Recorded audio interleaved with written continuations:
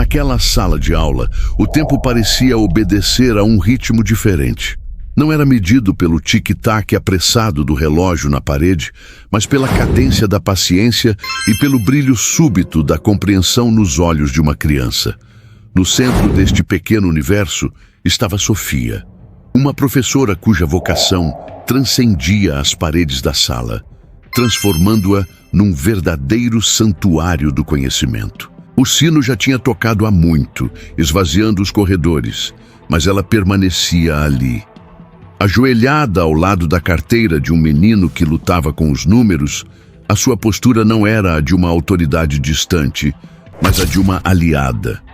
O seu dedo deslizava suavemente pelo caderno, apontando não para o erro, mas para o caminho da solução. Com um sorriso que desarma qualquer medo de falhar, ela usava metáforas do futebol para explicar frações, e de repente a matemática deixava de ser um monstro para se tornar um jogo. As paredes ao redor contavam a sua história. Cartazes coloridos, projetos de ciências feitos com mais imaginação do que recursos, e desenhos de alunos expostos como se fossem obras de arte num museu. Cada detalhe daquela sala respirava o seu respeito pelo ofício. A forma como ela pousava a mão no ombro do aluno, em sinal de encorajamento, a luz nos seus olhos quando ele, finalmente, exclamava um "Ah, entendi!", tudo revelava uma paixão que o salário modesto jamais poderia quantificar. Aquela sala de aula não era apenas o seu local de trabalho. Era o seu domínio, um refúgio seguro onde cada aluno era visto, ouvido e, mais importante, acreditado. Um equilíbrio delicado, uma paz construída sobre o respeito mútuo, uma paz que, infelizmente, estava prestes a ser invadida. O som da porta a abrir-se não foi um pedido, foi uma afirmação, uma ruptura abrupta que fez a melodia suave da sala de aula estilhaçar-se no ar. A mulher que entrou não pertencia àquele lugar e fazia questão de o demonstrar. Era Verônica, uma figura esculpida em seda, couro e uma arrogância fria. Os seus óculos de sol, empurrados para o topo da cabeça, pareciam uma coroa, e a sua expressão era a de alguém que inspeciona uma propriedade que a desaponta profundamente. O seu olhar passou pelo menino como se ele fosse invisível, cravando-se em Sofia com uma intensidade imperiosa. "Professora", começou ela, a palavra a sair da sua boca com um tom de enfado. "Sofia, não é? Preciso de falar consigo sobre o meu filho, o Lucas, e tem de ser agora." O seu tom não era o de um pedido, mas o de um decreto, uma ordem vinda de um universo onde a sua vontade era lei. Com uma calma que contrastava violentamente com a invasão, Sofia levantou-se. O seu sorriso, embora profissional, não escondeu a firmeza no seu olhar. "Boa tarde, senhora Verônica. Como vê, estou a terminar de ajudar um aluno. Se puder aguardar apenas um momento no corredor, terei todo o gosto em atendê-la."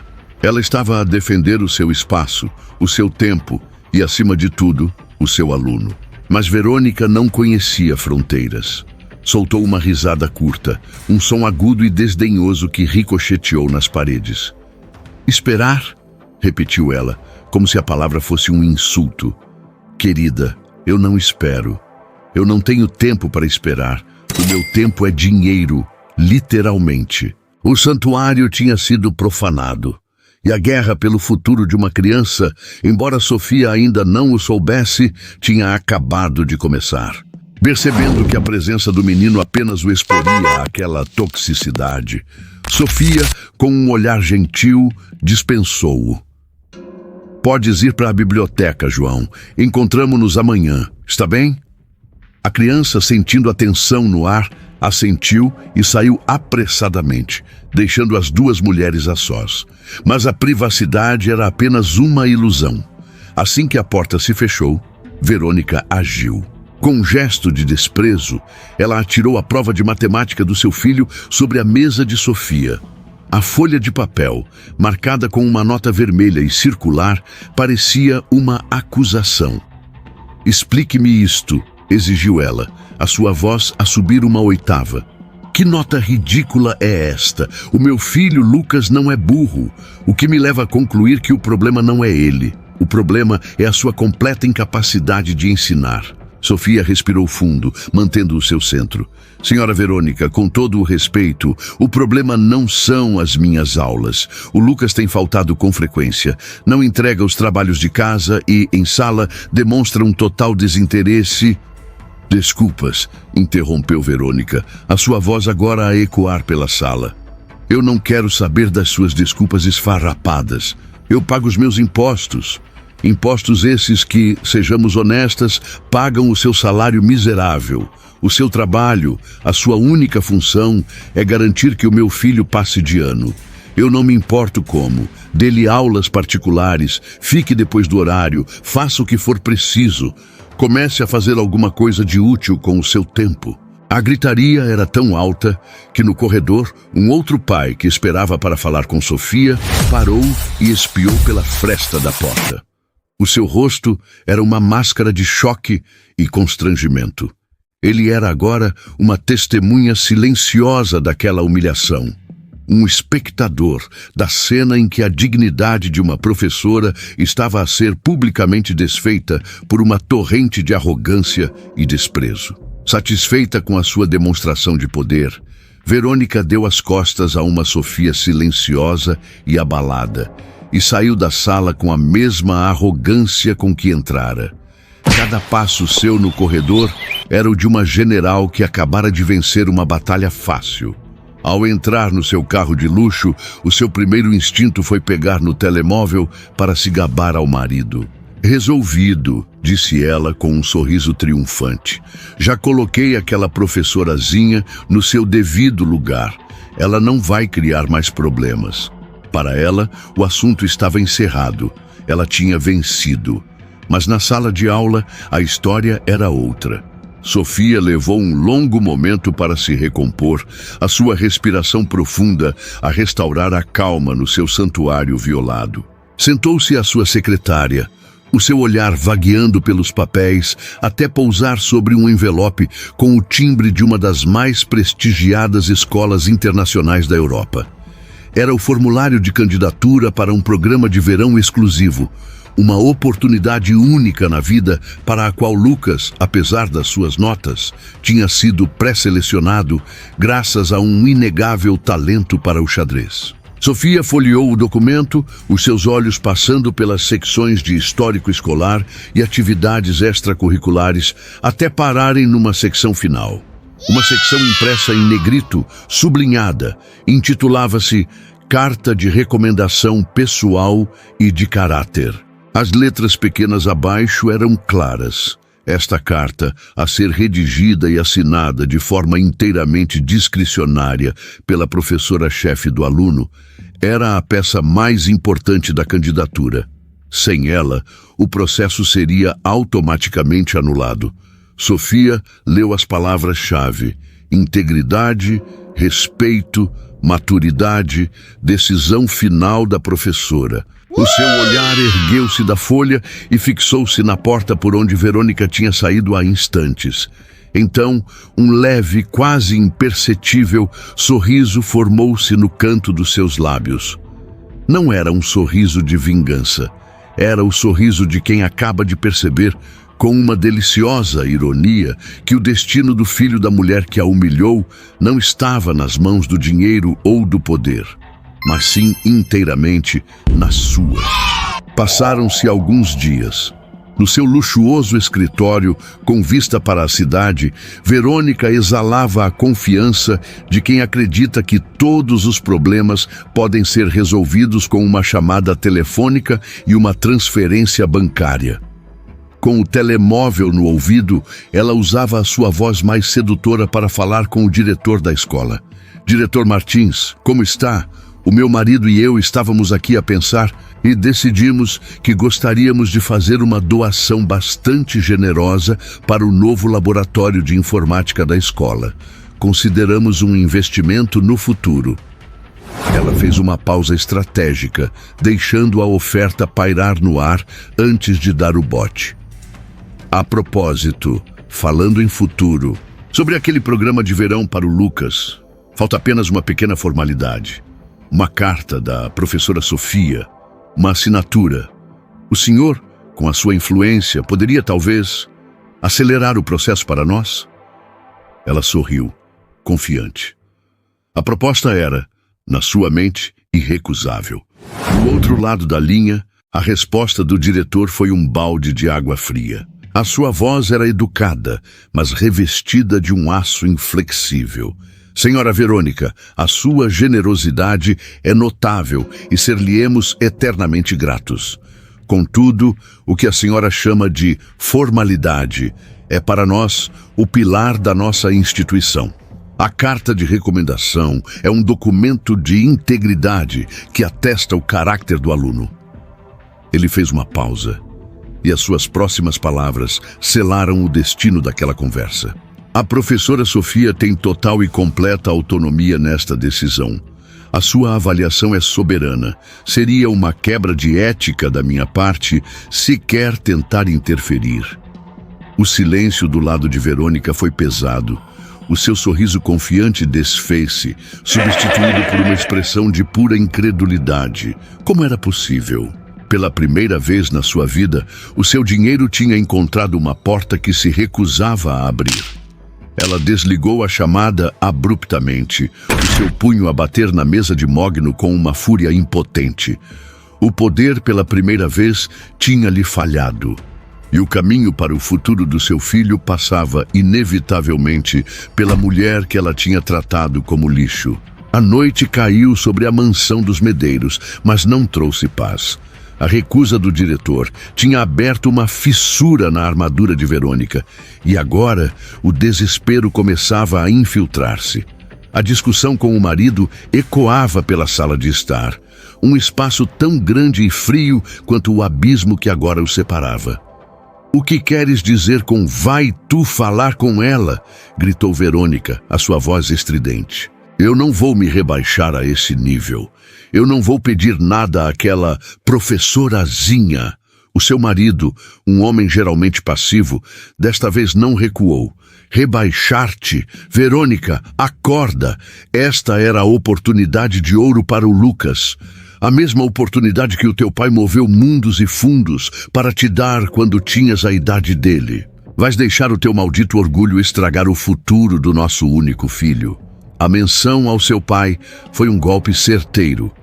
De repente, a conversa deixou de ser sobre Lucas e passou a ser sobre ela, sobre a sua própria história. Mais tarde, o silêncio da casa era a sua única companhia. Verônica parou em frente a um grande retrato a óleo do seu pai, um homem de olhar severo e presença imponente, que a encarava da parede como se a estivesse a julgar. Ela, que sempre se vira como a herdeira do seu poder, a continuação da sua força, percebia agora que estava a falhar na tarefa mais fundamental: usar esse poder para garantir o sucesso do seu próprio filho. A sua arrogância, a sua maior arma, tinha se tornado o seu maior obstáculo. Ela pegou no telemóvel, o seu polegar a pairar sobre o contacto da escola. O seu rosto, iluminado pelo brilho frio do ecrã, era um campo de batalha. O orgulho, um general teimoso, gritava para que ela não cedesse. Mas do outro lado, o amor de mãe, uma força mais antiga e mais poderosa, começava a ganhar terreno. A guerra interna estava a chegar ao fim, e a rendição parecia ser a única saída. O dia seguinte encontrou Sofia no seu habitat natural, a sua sala de aula, agora silenciosa e banhada pela luz suave do final da tarde. Concentrada, ela corrigia uma pilha de trabalhos, o seu marcador vermelho a deslizar pelo papel com a precisão de quem conhece o seu ofício. Foi então que o som veio, não a batida abrupta e arrogante de dias atrás, mas duas batidas leves, quase tímidas. Um som hesitante que pedia, em vez de exigir permissão. Intrigada, Sofia levantou o olhar. "Entre", disse ela, a sua voz calma a preencher o silêncio. A porta abriu-se lentamente, rangendo um pouco, como se também ela estivesse hesitante. A figura que surgiu no limiar era, e ao mesmo tempo não era, a mesma mulher que invadira aquele espaço dias antes. Era Verônica. As suas roupas ainda eram de grife, a sua bolsa ainda era cara, mas a postura era completamente diferente. Não havia queixo erguido, não havia olhar de desdém. Os seus ombros estavam ligeiramente curvados e as suas mãos agarravam a alça da bolsa com uma força nervosa, como se fosse uma boia salva-vidas. Ela não entrou. Permaneceu ali, na fronteira entre o corredor e a sala de aula, como uma estrangeira a pedir um visto para entrar num país soberano. O seu olhar não encontrava o de Sofia. Vagueava pelo chão, pelas paredes, por todo o lado, menos para o rosto da mulher cujo poder ela agora era forçada a reconhecer.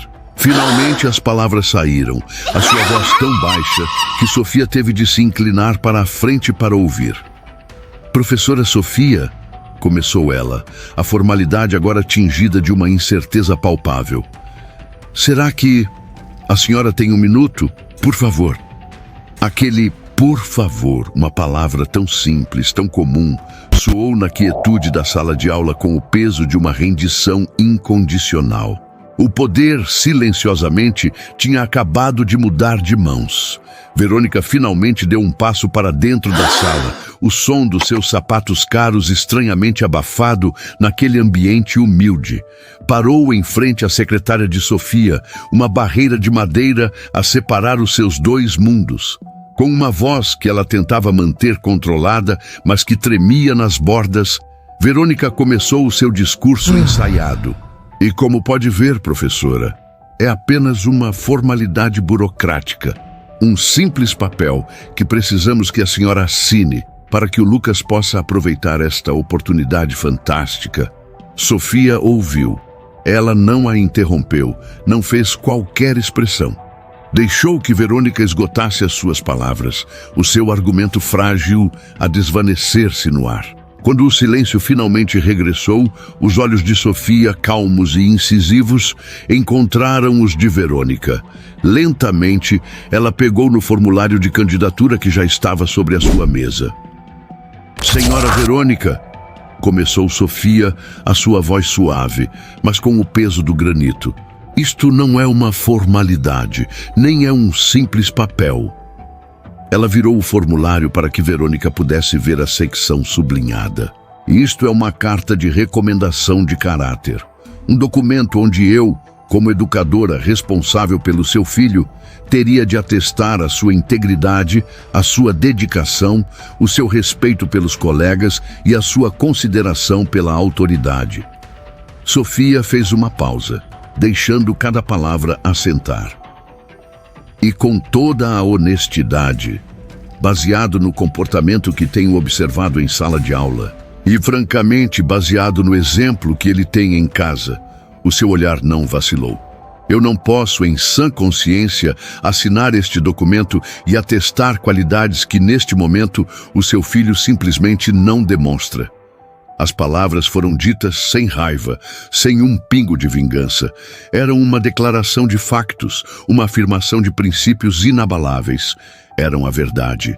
E essa verdade atingiu Verônica com a força de uma parede de betão, desfazendo a sua última esperança de que aquilo pudesse ser resolvido com uma simples conversa.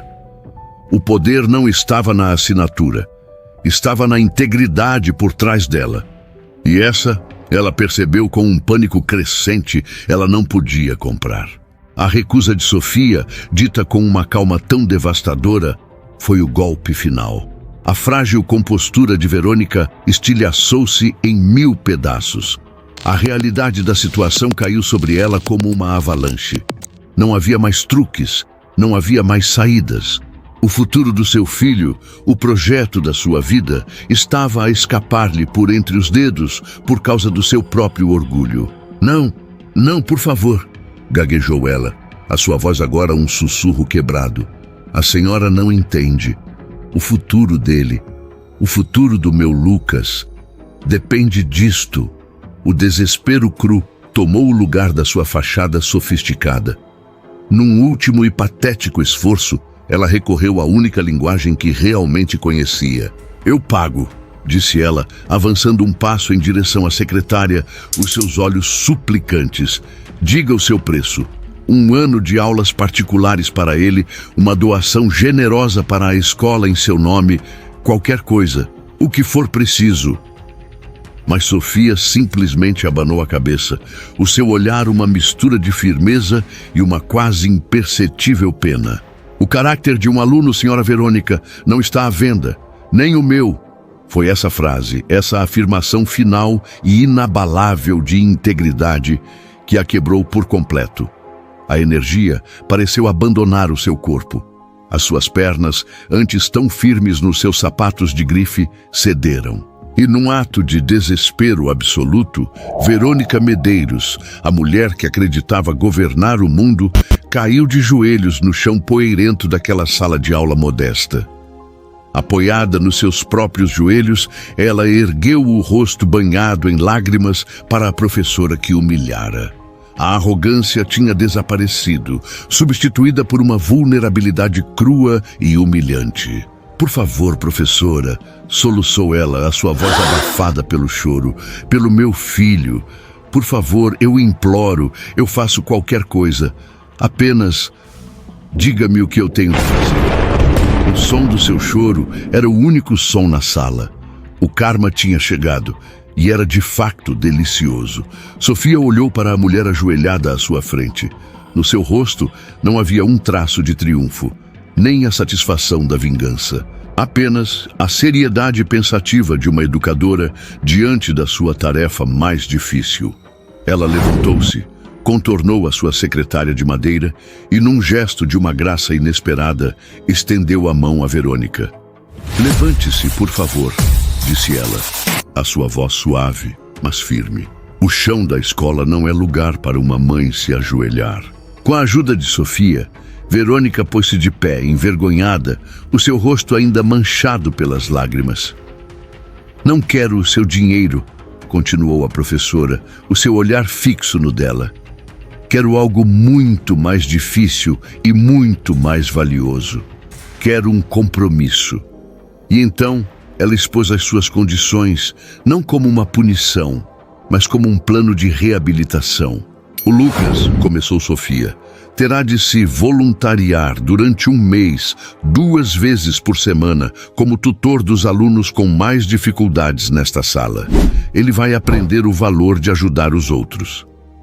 Ela fez uma pausa. E a senhora continuou. Vai participar ativamente no Conselho de Pais, mas não como uma doadora, como uma mãe. Vai ajudar a organizar a festa de fim de ano, a pintar os muros da escola no próximo mutirão. Vai sujar as mãos. Sofia pegou no formulário. A carta de recomendação será escrita e assinada no dia em que eu vir uma mudança real. Não apenas nas notas do Lucas, mas no caráter dele e, mais importante, no seu. Verônica, humilhada, derrotada, mas com um novo e frágil vislumbre de esperança, apenas assentiu, incapaz de falar. A cena final é um salto no tempo. Vemos Lucas, não mais entediado, mas concentrado, a explicar pacientemente uma matéria a um colega mais novo. E ao fundo, na festa da escola, vemos Verônica. Com um avental simples sobre as suas roupas caras, ela serve fatias de bolo às crianças. Um sorriso cansado, mas genuíno, no seu rosto. A lição mais difícil da sua vida não tinha sido ensinada com dinheiro ou poder. Tinha sido ensinada com humildade. E finalmente parecia que ela estava a começar a aprender.